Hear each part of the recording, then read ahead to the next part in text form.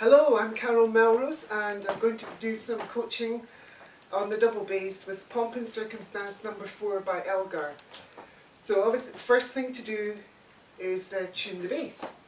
So you can either use harmonics and go through that way once you've got an A, or you can get an app, which is a useful thing to have on your phone, which will just give you tuning notes, the G, the D, the A and the E. And what's clever about the apps is that it will have an arrow and indicate when you're in tune. So it will turn green and that will help you tune it. Or get someone else to help you tune the instrument. So then we're ready to go. You have your bow tightened and we look at what's happening in the instrument, with the instrument going through the pieces. Now, the best thing to look at is straight away looking at what's happening in the music. You sometimes find your eyes drawn to certain things going on. There's fast notes happening just before B. You'll see there's semiquavers with staccato notes. So short notes, a dot above is a staccato note. So you have to drive that through and keep the fast notes moving into B. So the start of all of that staccato note is at just the A. And the whole piece actually starts with pizzicato. So to get an idea of what we're playing along with is to get a metronome. The idea, now you can either play through with the metronome or you can just get an indication of the metronome, the speed it's going at. So the 112 at the very top, it goes like this: 1, 2, 1, 2, 1, 2. Now if that's too fast, which normally can be when you are just doing your own practice, it's good to maybe go half the speed and work through that. So that's always important to try and just do that. So I will just go slightly under the 112, but at the very beginning, obviously holding your bow, we're going to do pizzicato. So the opening bit goes like this: rest, rest, rest, rest. So that's a good start to begin, and always be aware a rest is just as important as the playing note. So even there when you're playing the crotchet, there's a rest straight away, so just release the note once you've done it, and a free pizzicato as you play. Then we do the same pattern just before A, so we're doing an up bow, starting on an up bow, and always when you're playing anything that has notes before a bar, if it's 3 or 1 note, it will always be an up bow leading into the main beat. So the 3 notes just before A is 3 notes, so that means you start in an up bow and you go up bow. So you've got a down bow on the main beat, and it's a nice short staccato note. So that's the staccato note. And when just before B, when we're playing here, that's a run of semiquavers, staccato semiquavers. So this is the effect you get here. Now I'll do it slightly under tempo so you can hear. And also there you have to get louder as well. So again, just do that. So a wee bit faster. So you can build up the speed as you play. So that's always a good thing. So always just take it slower, because at first that seems really, really fast. And that's the best way to approach that. So just after that, it'd be 1, 2, 3, 4, 5. We suddenly have what we call grace notes, ornaments. And this is the best way to play it. So the very first beat of the bar is a forte, and the second part of the bar is a grace note, sforzando. So it's a very heavy note as you play it, so you get this effect. The whole bar goes like this, and then you do the grace note first to second finger, A to A sharp, and then G sharp to A, and then maybe into second position F sharp G, and then, so that's how you would do that. So we'll do that a wee bit faster. So again, and that's the best way to do that. And then the pattern comes again, the semiquavers, and the grace notes again. Then you get to C, and this is the same pattern again, but this time it's a marcato.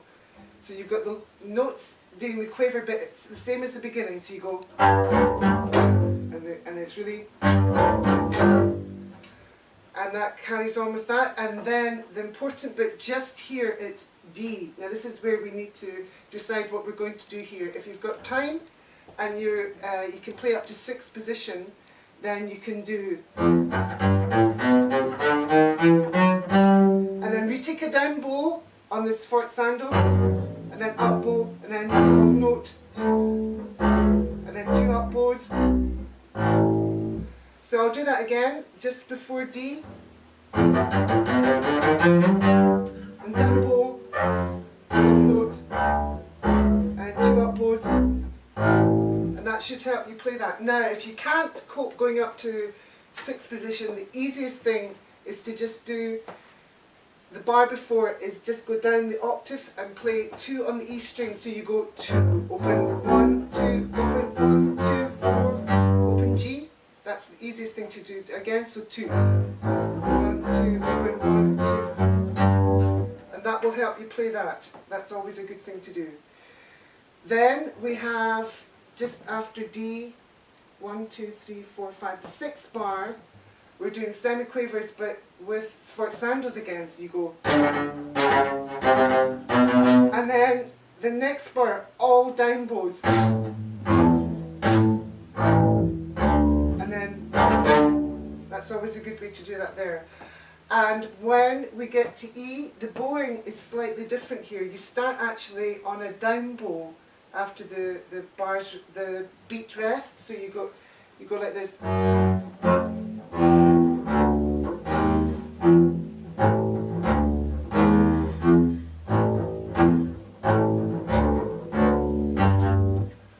And that's what you work through there. Now, when we get to G, there's a change of key, and you must be aware of that. So there's no F sharp anymore. And the most important thing in that is if you can stay in 1st position and just play 2nd finger.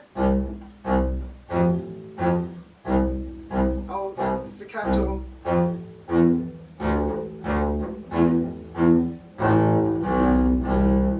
then half position, then back to 1st.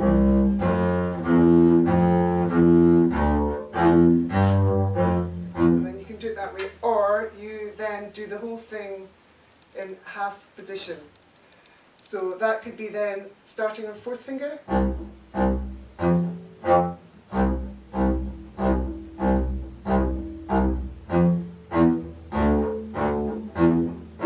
you can work through that. So decide if you're going to do half position or just stay in 1st and only go for half position and 1 on the E string. And then go back to 1st.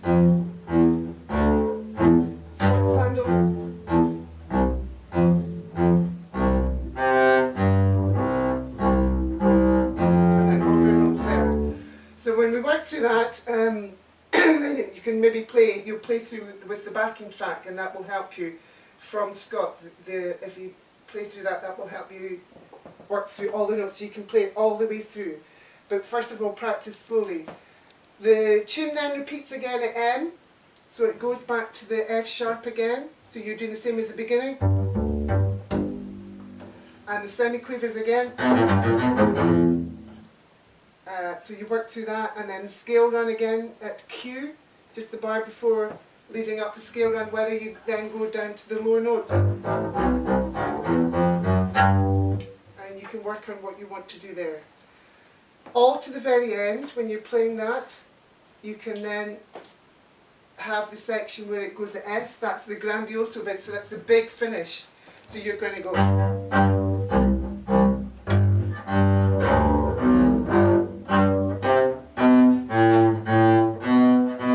Work through that. Really good thing to do just at the end, the W, then down, then up, down both ends. That's how you finish. And dead in the note to the end once you've played that, because there's a pause on the rest there. So when you've worked all your way through that, you can then dust your bass down. Now, a really good little tip here, just to add to just what you need to use, is if you get a lint-free cloth from Halfords, I even have the package here. That is a really useful thing to get, and just dust down the strings. But lint-free, because rosin is so sticky from the double bass, it's really, really good to just dust it down, and you don't get, if you use a yellow cloth, then all the bits stick, and it makes it really quite hard to play later, because the sticky bits of the cloth then are caught on the string. So it's really good to just dust down that, and you'll find it really keeps it clean. And another really good thing is not to put the bass straight away in the case. Try and keep it out somewhere safe so that you can then just practice straight away. So hope that's helped you to work through the Pomp and Circumstance, and have a fantastic time.